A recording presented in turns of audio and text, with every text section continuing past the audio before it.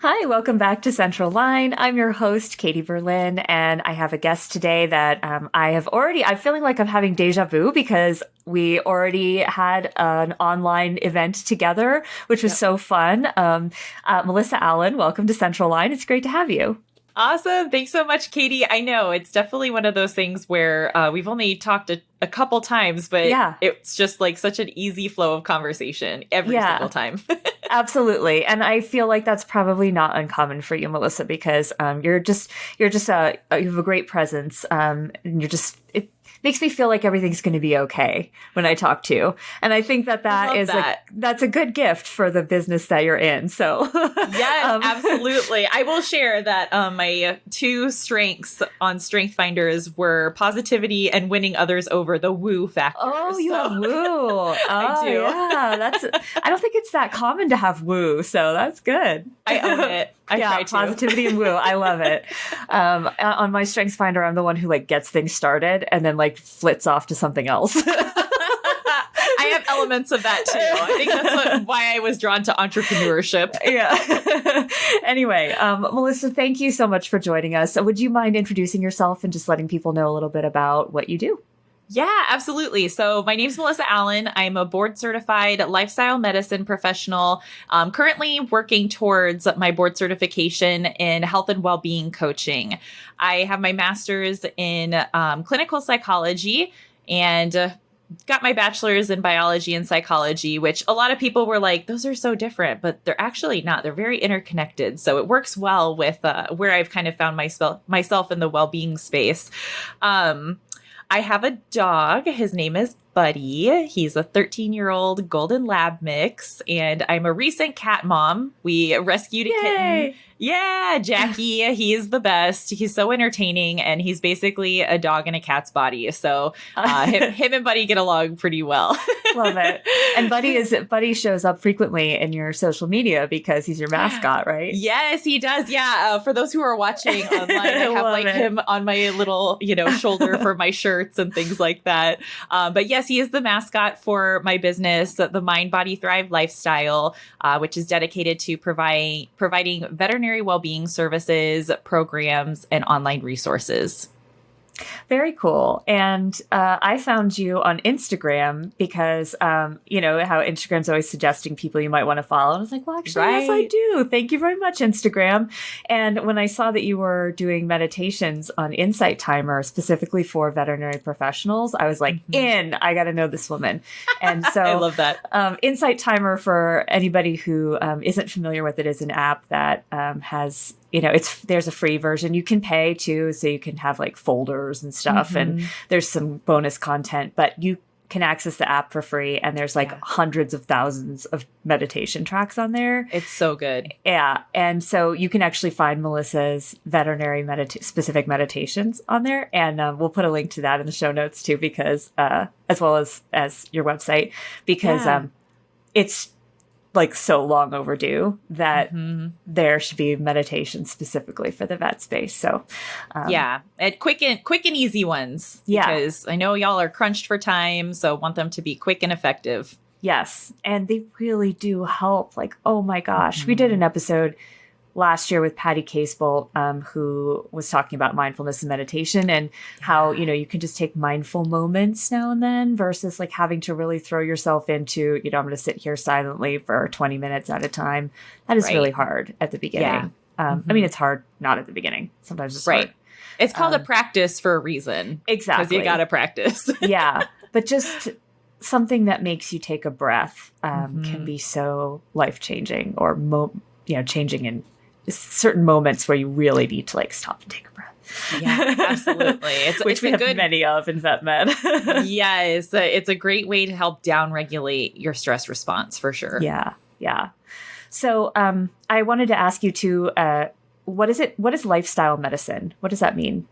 Yeah, I'm so glad you brought that up because I always forget, since I'm ingrained in the human healthcare world, it's a lot more familiar in that arena. Yeah. But it's actually a subsection of medicine. It's a formalized specialty that looks at 6 health behaviors, and that's physical activity, nutrition, stress management, healthy sleep, positive social connections, and then avoiding risky substances.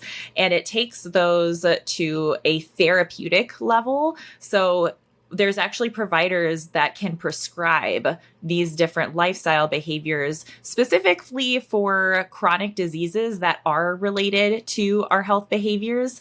So it really helps to focus on that whole health approach for behavioral risk reduction to help prevent, treat, and sometimes even reverse lifestyle related chronic diseases. That's really neat. And when it comes to veterinary medicine, like we don't call it lifestyle medicine, but I feel like we're starting to talk in those terms for animals as well.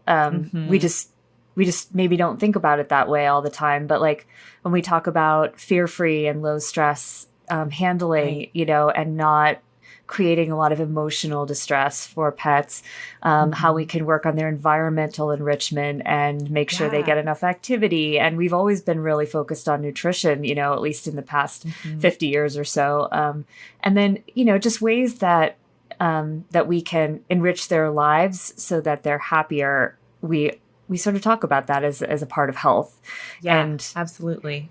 It's funny that with people, sometimes it can be so hard to draw those connections in our minds, like when it comes to ourselves. I could hear like everyone listening when you were like listing off the pillars, and I was like, oh my gosh, like none of those things were happening at periods in my career. So right? No. Yep. I hear you on that.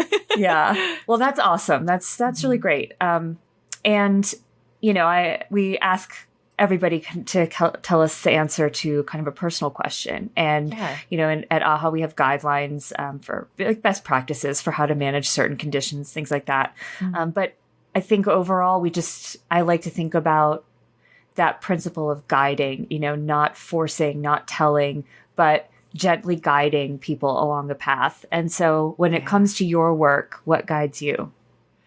I love this question. And I love that you just made that comparison too, because a lot of times when we're in clinical roles, we take very much the expert approach to things and tell people what they need to do. But you really need to elicit that what drives them internally, right? And that's actually falls under more of the coach approach, which is very much a focus of lifestyle medicine too. So when it comes to guiding, really that boils down to a journey, doesn't it? And I think for me, my journey is a little all over the place, but I'm so happy with where I've landed because ultimately I just want to help people have hope and to recognize that they can come out on the other side of really challenging situations. I like to say, knowing that you've been burnt to a crisp, that you can still recover from that and create a life that you love. And that's why I'm so driven to help educate people on what some of those strategies can look like and help them to feel empowered to create more of that mindset and that lifestyle that's going to help them live their full potential. And I'm just now realizing I didn't mention in my intro the whole reason that I'm in the veterinary space in the first place. I've never worked directly in the vet industry, but I was an animal trainer for about 7 years between the Navy's Marine Mammal Program and SeaWorld Orlando. So I worked alongside a lot of vet pros, and I was even involved in pre-veterinary society at the University of Central Florida during undergrad because, got to get those animal volunteer opportunities, right? Right. And so during that time, I just got so ingrained in that culture and had so many connections there that going through COVID, I really saw a discrepancy between the way that human healthcare, which is where my full-time job is right now, were being, touted as healthcare heroes. They were getting so much appreciation and gratitude for the work that they were doing. And all I kept seeing on my personal social media feeds and hearing from my connections was like, we're struggling too, and nobody knows. And so it just kind of felt like this entire community were living as like the invisible healthcare heroes going through the same PPE shortage, staff shortages, all of these unique challenges that were faced during that time without nearly the same amount of support resources. And so that's when I started really pivoting my business to help beef up the space a little bit in terms of the veterinary well-being resources and services that are provided. Well, I'm I'm sure I speak for many of us when I say I'm so grateful that you did, because you're right. There is a big discrepancy. And every time I hear about a program, designed to help improve well-being of human healthcare workers, I'm like, wait, we need that, and this is certainly not to say that human healthcare workers have it easier. That is a really, really hard field to be in. And most of us are in vet med because we think people are kind of gross. So we don't actually want to touch them. So thank you, human healthcare workers. Thank you so much. It is really, really hard to do what you do. But our teams were we're on the front lines too, and facing a lot of really difficult factors that have not ended. Right. Some of them existed before and COVID just magnified them, and others just really hit a new level during that time. And it got really, really hard. And I think a good thing to come out of it was there has been a lot of attention on all of the challenges that vet teams face because they got so dire. Yeah. So I hate that they had to get dire for some people to pay attention, but also at least now people, I think, are sitting up and paying attention. And it means a lot that you made that decision, to really focus on this area. Also, being an animal trainer, for marine mammals is pretty rad. That was definitely, that's one of those jobs, Yeah, it was the childhood dream. I am so grateful for the time that I got to spend, training so many different species of animals, so many different behaviors, all of the things I learned about animal husbandry during that time too, especially from the veterinary teams that I worked with. It also introduced me to my fiance, so that's not so bad either. I know he hates when I say this, but we were both at Sea Lion Stadium together, and we did the Sea Lion show, which at the time it was called Sea Lion High School. So I like to say that we're high school sweethearts. What high school? Sea Lion High School. Sea Lion High School. That's awesome. I know. I have a great time with it, but he just always rolls his eyes, and I love it. Well, that's great. And I know, there's been a lot of stuff in the news and on documentaries and stuff about marine mammals in captivity. And of course, that is a tough subject, but it is encouraging to know that really great people are helping those animals and making sure that their welfare is being looked after. So it definitely one of those jobs you're like, do people actually have that job? Is that a real job? It just seems like a movie job. So that's really awesome. And there's definitely some elements that parallel vet medicine at times, where it's I sacrifice my own well-being to show up for those animals quite often. And I'll talk a little bit about one of the stories that I'll share as we get into, the topic for today. But I definitely see a lot of that in the vet industry as well. So yes. Just experiences all around to learn from. Absolutely.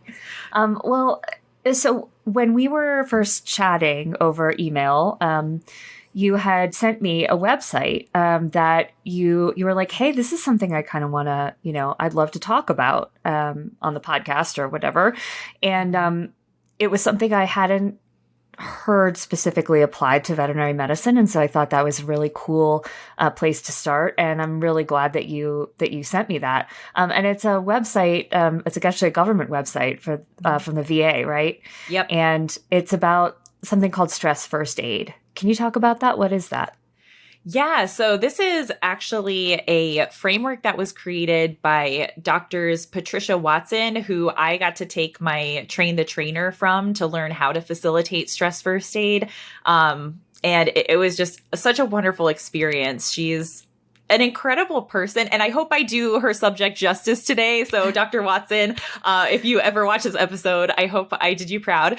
And I'm sure she'll be thrilled that you're bringing it to a new space. She was, actually, when I first chatted with her, because her and her colleague, Dr. Richard Westfall, they created this program originally to serve the Navy and the Marine Corps as a way to just kind of provide a model of peer support, provide some common language, and just to start the conversation about how to talk about these stress reactions and stress injuries. So it was originally developed for military populations, but there's been different iterations that have kind of risen from this framework to serve other high stress occupations. So there is some out there for like forest rescue, for probation officers. And then the one that's on there right now was from the American Medical Association that funded it, but it's a healthcare worker specific guide that has all of the facilitator resources, all of the participant guides, the presentations. And the reason that they wanted to do that was so it was freely accessible to anyone who might need it. So it's fabulous resources out there. And really, it just helps to provide that common language and help people start to recognize and identify stress, injuries, and reactions in themselves, in others. And then from there, be able to have this model of self-care actions, peer support and coworker support, as well as for leadership to try to help, like ingrain this into the culture of different types of industries, departments, and things like that. So when I approached her about extending this framework of hers to the veterinary industry, she was like, oh yeah, that sounds interesting. Let's chat about it. And between the time that I pitched it to when her and I met, she was like, listen, I talked to my niece who is a veterinary nurse, and she was telling me how much the industry is. And she was like, I had no idea. So she's like, yes, you have my blessing. Like, please take it and run. So yes, I'm sure she'll be very excited to hear this episode when it gets released. That's great. And that's amazing. And also such a common story, right? That we'll go to somebody involved in human health and we'll be like, hey, we need some resources for, mental health or well-being. And they'll be like, why? Or okay, that's fine. Because they're like, don't y'all play with animals all day? Right? Like we play with puppies and kittens. It's so cute. Like, why are we stressed? And they have no idea. And it's not through bad intent. They just don't know. Right. We're a relatively small group and we forget that, I think, that we're not in the public eye the way that we sometimes feel like we are. At least not for the right reasons. I know.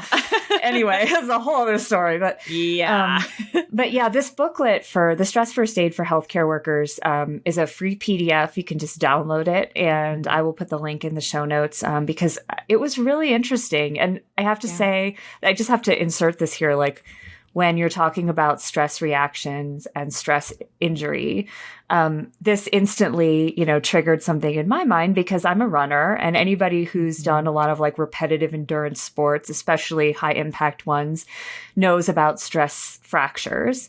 And stress fractures happen when you either have a weakened bone or you just pound too hard for too long. And the bone gets these like tiny little microscopic fractures in it. And sometimes they don't even show up on x-ray, but they can be debilitating and like super painful and take weeks to heal. And the first sign of those is often, it hurts and maybe you get an MRI or an x-ray and there's like something there, but it's not a fracture, and it's called a stress reaction. And that's like the warning sign. Like if you have a stress reaction, you have to back off and start doing something differently because otherwise you are going to get that stress injury, that stress fracture. And it just seemed so apt here where it's like, you're seeing these signs and that's the time to do something, not when the person is debilitated and can't come to work or is reacting in a completely uncharacteristic way. It's, you got to intervene earlier. And I feel like this framework should really help do that. Yeah. And just like we were kind of talking about earlier with like the whole COVID situation, how it kind of shone a light on issues that were already existing. I called COVID like the pressure cooker of the world because it was just like everything was kind of contained that it just like kind of blew open and exploded and made a huge mess. And now, we're still trying to pick up the pieces and everything. But society in general tends to not be the best at being proactive with things, especially with our health. And so that's why I love lifestyle medicine so much, because it is taking more of that proactive instead of reactive approach to your health and well-being. And it's not just physical health, it has a lot to deal with mental health and well-being and emotional well-being. So, it really takes that whole health approach and applies it in a proactive way. But it can also be used on the reactionary side too. And since stress management is one of those pillars, I was so excited to see that this framework even existed. And like, as you're learning about stress first aid, you're probably going to be like, oh, well, I already do some of that stuff. And like, that's the whole point, is like, chances are there's ways that you found to be able to navigate some of these, like, mitigating some stress reactions either in yourself or in others. And you're already practicing some of these things. But with stress first aid, it really provides more of like a comprehensive and flexible framework. I think that's the part that I like about it the most too, is like, I always tell people, you have to find what works best for you in like whatever it is that you're trying to do in life, right? Especially when it comes to health behavior change and trying to establish new habits. And so first of all, just even recognizing where your stress is at certain points in time. And thinking about it from a first aid model, when you're getting trained in administering physical first aid, you can typically see that there's an injury that needs to be addressed, right? Or someone, is unconscious on the floor. And that's when your training kicks in and you're like, okay, here we go.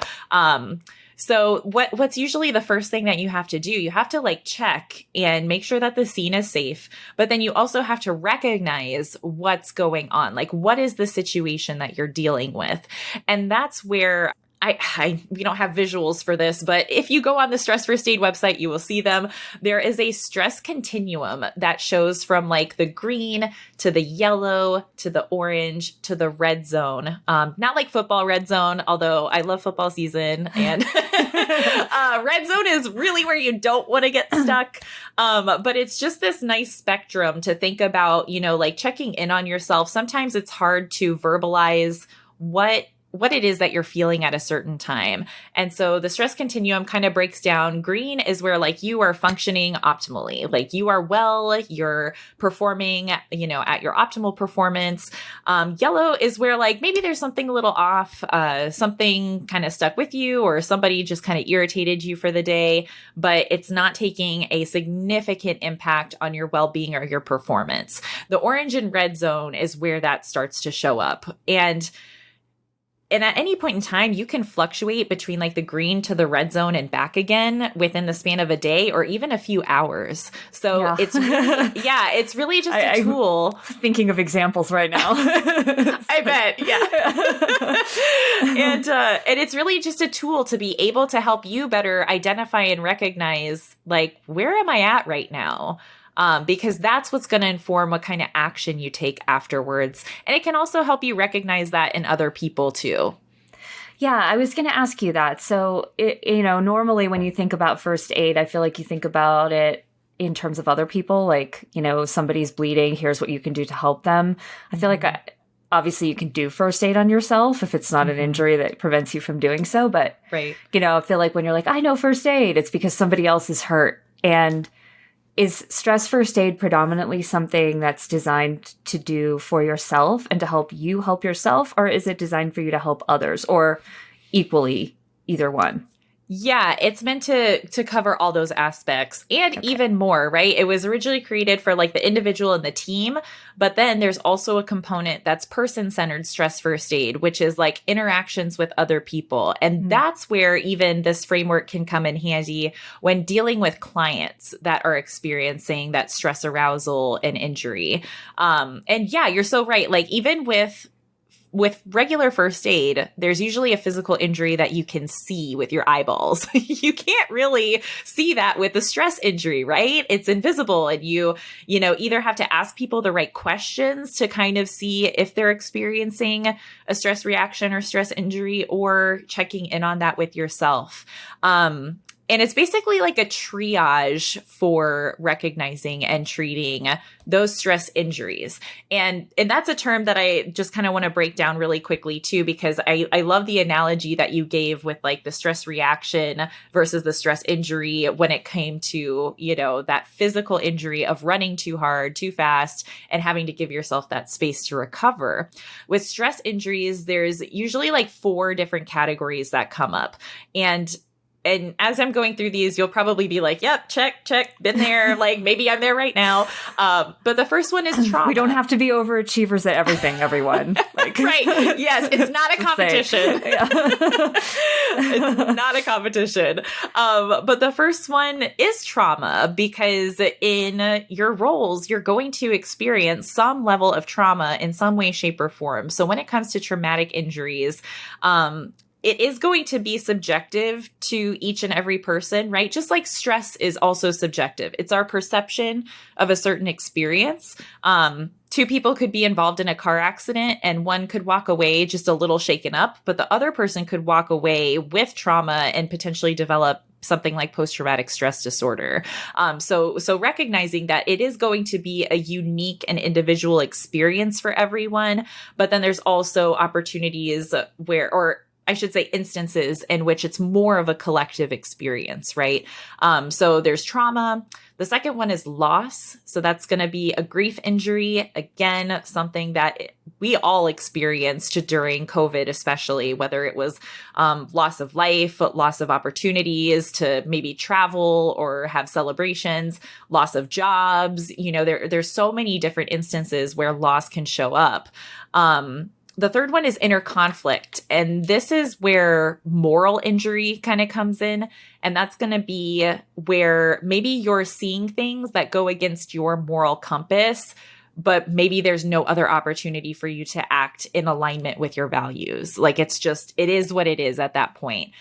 So that inner conflict and that moral injury can show up. And then the last one, I'm sure we're all familiar with, it's wear and tear. So it's that fatigue injury. So it's that accumulation of stress over time that, just wears and tears you down. So those are the 4 different categories of stress injuries. And that can also be helpful when it comes to trying to conceptualize and identify what your stress is. If you're a fan of Central Line, there's a good chance you're a super fan of VetMed. Well, I've got big news. AAHA Con, the ultimate event for veterinary superfans, is coming to San Diego, the home of the con, this September. Level up your skills, knowledge, and connection with more medical and scientific tracks, a killer keynote, and interactive learning experiences for the entire veterinary team. Early bird registration is open now. Visit aha.org/AAHACon. That's aha.org/AAHACON to learn more and save your spot.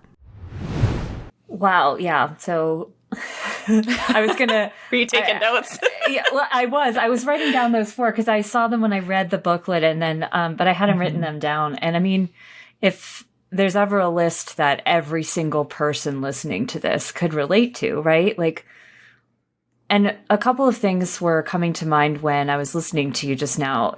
Trauma for sure, and grief. Those I feel like we sometimes put in a separate category from the wear and tear and the inner conflict, because wear and tear and inner conflict we know we encounter that's just all day, every day, it seems like in vet med, because we don't get to make the decisions about who gets what care most of the time. We have to work with other humans that make those decisions, or that you just create the conditions that we have to work under out of necessity. Right. And so there's very little control there sometimes, and that's very hard. The grief and trauma, it took me a while in vet med to realize that what we go through on a daily basis really is trauma and produces a lot of grief. Because to me, trauma, like you said, I think of a car accident, I think of war, I think of cancer, I think of trauma as being these like enormous events.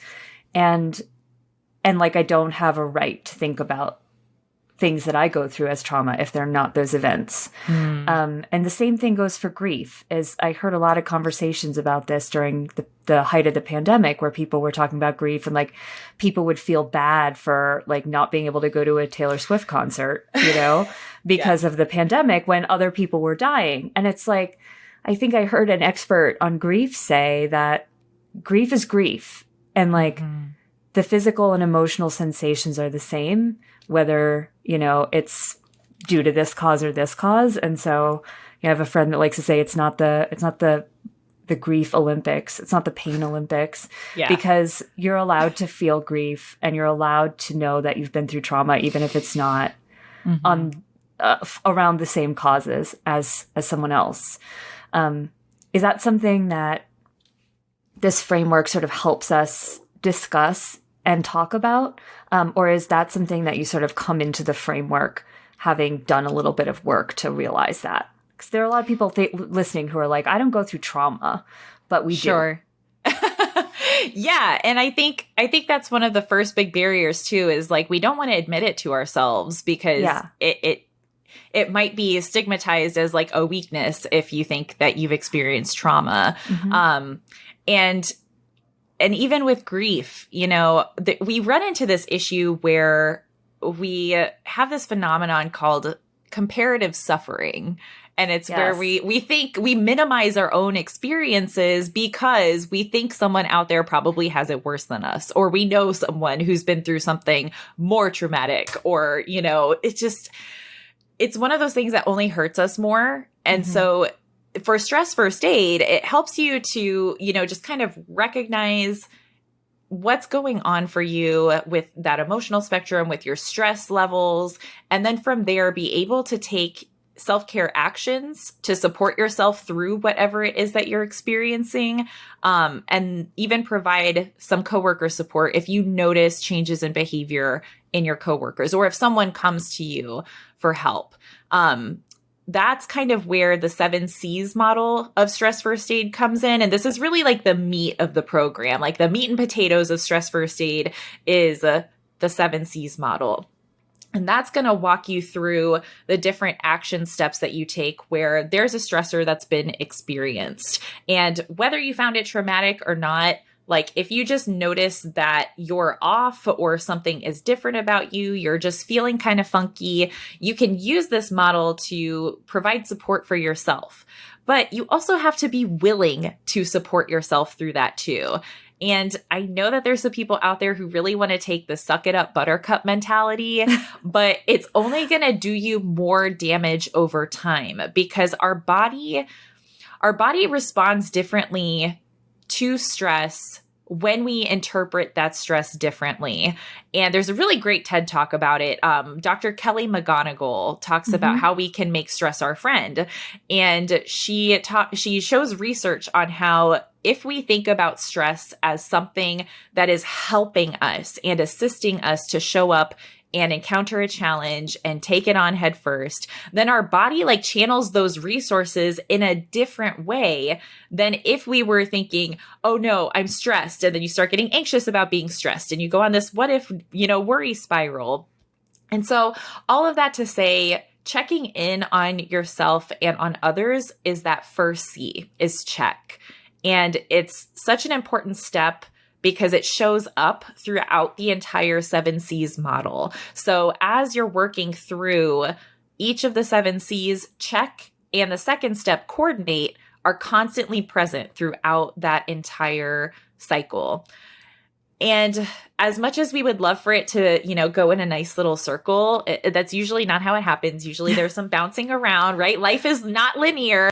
As much as we would like even these theoretical frameworks to be linear as well and to go according to plan, it doesn't always go that way. And so that's where you have to, just be flexible, use it as an informed model to really tackle some of these things, and just doing the best that you can. I think that's one of the things that I want people to walk away with is like, maybe you don't have training in mental health, but you don't really need it to be able to still support someone and yourself in a way that shows you care.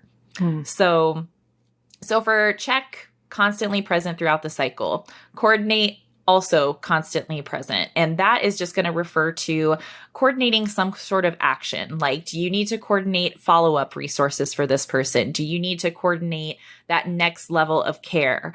Especially if someone comes up to you saying that they're in danger or someone else is in danger, that's when you really need to focus on what needs to happen to keep everyone safe in this. And that's actually the third C, which is cover. So just ensuring everyone is safe and or getting them to a place where they can be safe, whatever that might look like. And once you are somewhere safe, the fourth C is calm. And so this is where finding those strategies to just help down-regulate your nervous system a little bit. You're not going to feel, totally zen and completely relaxed. I think that's a little unrealistic to expect. Yeah. But it's just about finding some different strategies to help you feel grounded and secure during that time, and to help try to at least calm your physiological response. So that's going to be some deep breathing, grounding practices, and that could look like find 5 things that you can see in this room. Listen for 4 sounds, and it's the 5, 4, 3, 2, 1. So you can, 3 things you can feel, 2 things that you can smell, and 1 thing you can taste, and just walk through all the senses. And that just helps bring you back to the present moment. Or do a veterinary meditation on Insight Timer. Or that one too. I do have one that I absolutely love sharing called the Mindful Minute, which is where you just deep breathe for 60 seconds. And if you can count the number of breaths that you take during that 60 seconds, bam, you can take a mindful minute wherever you are by just taking those same slow, deep breaths. I love that. Yeah. And that's one of the fastest ways to help ourselves kind of get out of that state of fight or flight. Because when we deep breathe, like all the way into the belly, it like tickles our vagus nerve, which goes along the spine and is really active in the relaxation response, which is the opposite of the stress response. So they work in opposition of each other. So yeah, that's calm. I could talk about calm all day because there's so many different strategies. That's a whole episode on its own. Yeah, I think it could be. I have my little breathing Buddha here. So he lights up in. This is something Patty Casebolt taught me, is this 4-7-8 breathing. So you like inhale for 4, hold for 7, and then exhale for 8. And he changes color according to the counts of 4, 7, and 8. So you can like breathe along with Buddha. Anyway, so if you're listening and not watching, I have this like little squishy, he's like squishy. And he's this little squishy like USB charged Buddha, and he just helps you breathe. And I keep him on my desk for moments when I need to take a minute before responding to someone. Yes. So he just sits here. Sometimes it works. It was so funny because as soon as you turned the light on, I found myself like breathing in, and then it changed and I just automatically started breathing out.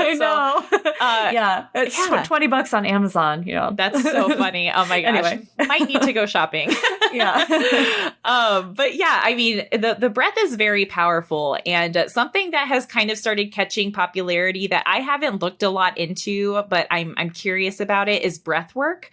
So just changing different breathing patterns to either energize you, help you relax, work through like physiological arousal. So that's an area that I find fascinating, and I just don't have the time or energy to try to explore it right now, but I am very curious about it. Next chapter. Yes, exactly. So we've gone through 4 of the 7 C's so far. We have check, coordinate, cover, and calm. The next one is connect, because when you can connect to social support, whether that's professional support, going and seeking therapy services, whether that's connecting with groups that are going through similar challenges like other peer support groups outside, or if you're in the workplace and you're concerned about someone like going home or concerned about yourself, making sure that they're connected to people who care about them after they leave wherever they are. So like going home to someone that is supportive, or making sure that they can call a friend or a family member that they can feel connected to and comforted by. So that's number 5. Number 6 is competence. Because what tends to happen is we get really down on ourselves. And if we, for example, if you like mess up in the workplace, your ego kind of takes a hit, and then you like beat yourself down when you've already fallen, and it doesn't really to help you get out of that. So instead of trying to take on something that maybe you're just learning still, getting familiar with, try to go back to skills that you have mastered, things that you know you're like 98% confident you're not going to mess up. And that's going to help to kind of restore your belief in yourself. It's going to help kind of soothe that bruised ego a bit. And you're going to start feeling like you can take on hard things again. And once competence has kind of run its course, that's when we come back to confidence. And this is just being able to restore your self-esteem, restore your hope. You're able to take on challenges again without kind of going into that negative spiral. So those are the 7 C's of stress first aid. And it's really just an opportunity to allow yourself to practice it in different ways for yourself, for your teams, for your coworkers, to help create this flexible model of how to approach these stress injuries and reactions in a way that is supportive. And ultimately, the hope is for stress first aid to become ingrained within a workplace setting so that it's just like second nature. And you can have these conversations, and it helps to break the stigma around these conversations. And some of the ways that I've seen it used is people kind of doing like a pulse check on their units. And one of my favorite instances of this was like a big whiteboard that they had different colored sticky notes that people could just go pick up a sticky note and slap it where they felt they were on the stress continuum for the day. So you can kind of get a visual of where your team is at too.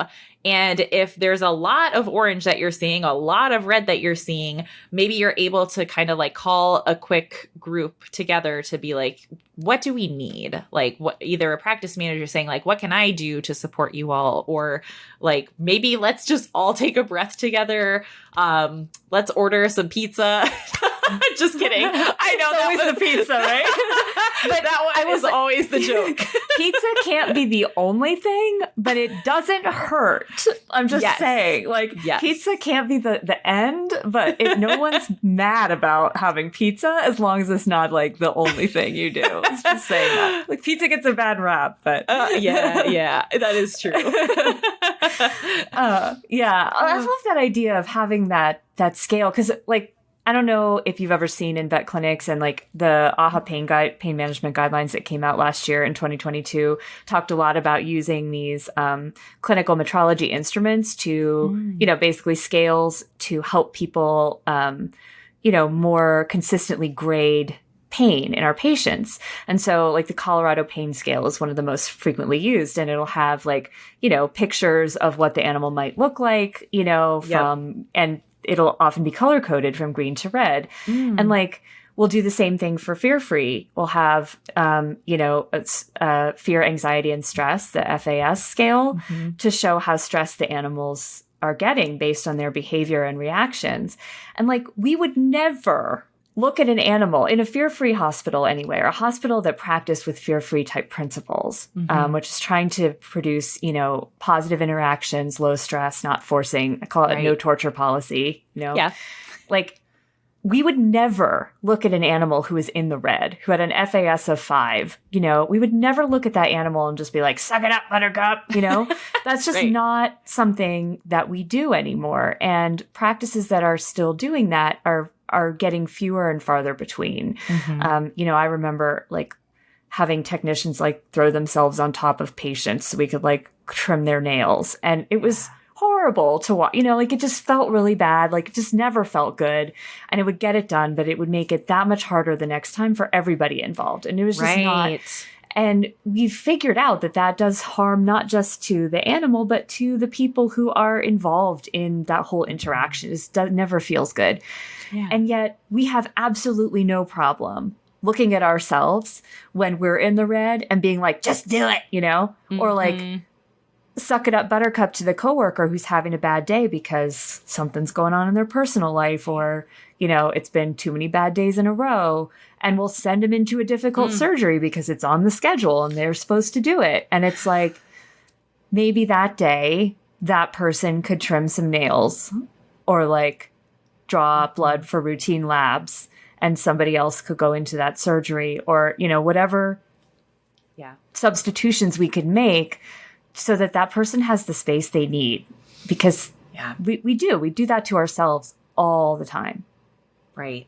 And that's usually when mistakes are going to happen too, right? Yeah. Like if people aren't in the right frame of mind, or if they're sleep deprived and things like that, that's when more errors are likely to happen. So it not only sets a person up not for the greatest success, but also the team. Yeah. Do you think, like, I don't know how widespread the stress first aid framework is in human healthcare and mental health care? Like, do you feel like, say, for instance, in a hospital, your average human hospital, this would be a framework that would be accepted and people would try to implement? Or do you think there's still a fair amount of resistance to stuff like that in human health? It really depends on the teams, not just the teams, the leaders of those teams. That's usually where you'll run into the most resistance. And it's an unfortunate reality, because sometimes the people on their teams are the ones that need it most, and the ones that are going to be looked at like with side eye if it's like, hey, I could use some support. And they're like, well, no, like just go do your job. And so it is something that's emerging. I can't remember. I think it was either during or the year after like COVID really blew up that the human healthcare iteration was created. So I don't think it's gotten the same kind of traction that it could to be able to be beneficial, but also it's up against like trauma-informed care. That's a big movement that's going on at the same time too. And they're very compatible, because stress first aid isn't meant to try to replace anything that exists. It just kind of comes in as an additional support resource. So I think that's the biggest issue, is like, it really depends on the teams, what kind of culture the leaders are creating, and just even knowing about it in the first place too. Because a lot of institutions don't even know that this is accessible. Yes, that is a huge part of all of these initiatives. It's just awareness for sure. And it's not like one initiative is going to shove all the other ones out of the way. Like you said, you can have multiple initiatives, multiple frameworks, and they can all have benefits and they can all be put into use without it being like a either or situation. And a lot of them do seem to be, a lot of the principles of the brain and of well-being and of health, it's not like they've drastically changed. We're just becoming aware of how connected everything is, it seems like. Yeah, absolutely. What do you think that we in vet med can learn from the work that's being done in human healthcare and, the adoption of frameworks like stress first aid? Yeah, I think it's just going to be able to provide a more robust approach to providing the support that's necessary. I think it was almost, it sounds crazy to say, but it almost seems like it was a luxury for a while for there to even be the minimal resources that were available in vet med. And so to now be able to help bolster that space and to provide these different types of approaches, that's something that human healthcare, like there's so many different subspecialties, just like there is in vet med, that trying to get everyone on the same page for the same thing is going to be impossible. And so it's really just about exploring and knowing your teams. And like, do you think that this is something that they would find beneficial? And if you have a team, that's maybe a little skeptical about things like this, even just kind of introducing it and saying like, what do y'all think about this? And if your clinic is pretty crispy and burnt out, like you're probably going to get a bunch of eye rolls and be like, why are you bringing this to us?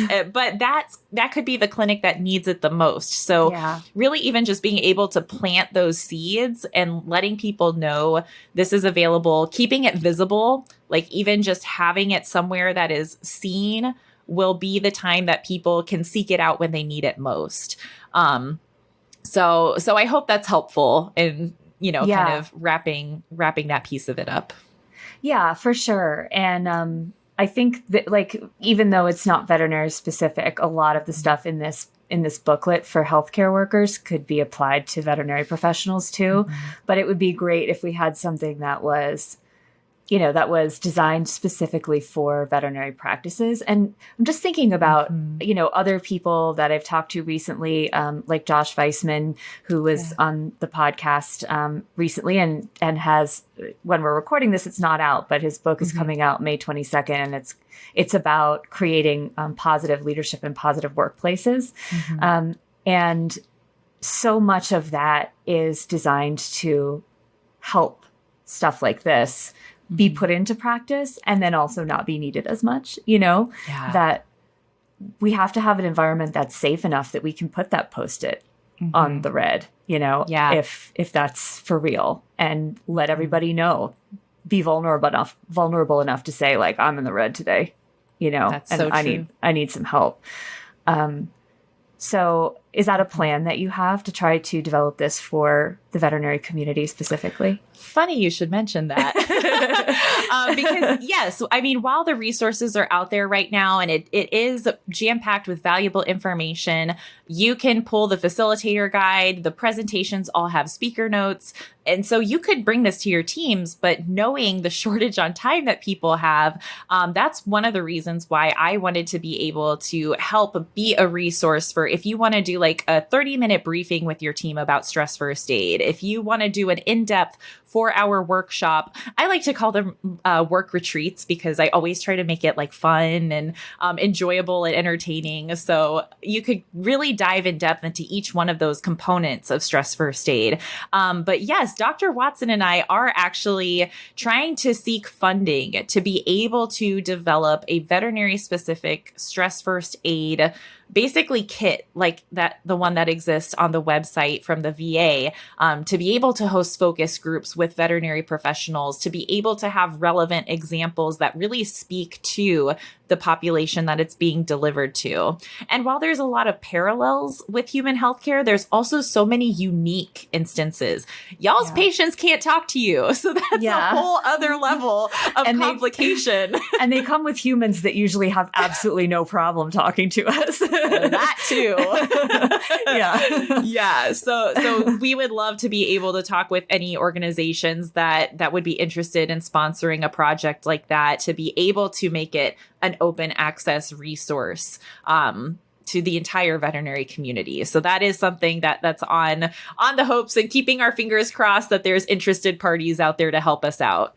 I hope so too. And I hope this helps get the word out about that also, because I do think that's so important. We can't have too many resources, there can't be too many. And this seems like it could really be a format that people relate to, and that doesn't make people feel like they have to overhaul their entire work culture in order to implement some things right away, which is so important because nobody got time for that right now. So true. Yeah. Okay. So I have two questions for you. Okay. One is, where can people find you if they want to contact you or learn more about this or about what you do? The easiest place to find me is going to be on my website, which is www.veterinary-wellbeing.com. And then on Instagram, my handle is veterinary_wellbeing. So those are the two places that I tend to frequent the most. I am also on LinkedIn, so you can search my name and I'll pop up there too. And you have a Facebook community that you help to moderate, right?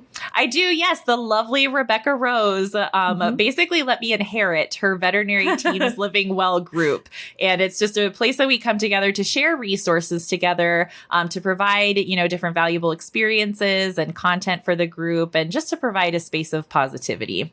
I love it. And it is a really positive space. I wish I'd joined earlier, but I'm glad to be there now. We're glad to have you. Yes. So we'll put a whole bunch of links in the show notes. Perfect. Because we've talked about a lot of resources today, and I want to make sure everybody has a chance to get to them. But you can always email me at podcast@aha.org if I forget something, because that does happen. Or if there's something that you want to have access to that we didn't talk about specifically today. Absolutely. So, okay, last question then, before we leave. This is the Post-it question, because I'm always so interested. You have so much to offer this profession. I'm so glad you're here. If you could put a Post-it on, say, the bathroom mirror of every veterinary professional so that they would see it when they get up in the morning tomorrow and go to work, what would it say? It would probably say, remember to be kind to yourself, because if being hard on yourself worked, it would have already worked by now. Yeah. And man, that would be boring, right? If we were all walking around perfect because we'd been hard on ourselves one time. Right? I know. What fun would that be? That'd be like the Stepford world or something. It wouldn't be good. Oof, like, no. So yeah, we definitely, that kindness, be kind is such a good, it's a good thing to remember anyway, but so often we don't. Well, we're so good at ourselves. we're so good at being kind to other people and showing others compassion, and we just either don't know how to turn it inward or we forget to do that. So treat yourself like you would a good friend and be kind to yourself. I love that. Melyssa Allen, thank you so much for your time and all of your wisdom and all of the resources that are here now that you're telling us about and that I'm sure you will be creating in the future for us. I really, really appreciate this. Has been a great conversation. Thanks so much for having me, Katie. Always a pleasure speaking with you. And I'm so excited to reach the AAHA community now. And thanks to all of you for listening. We will catch you next time on Central Line.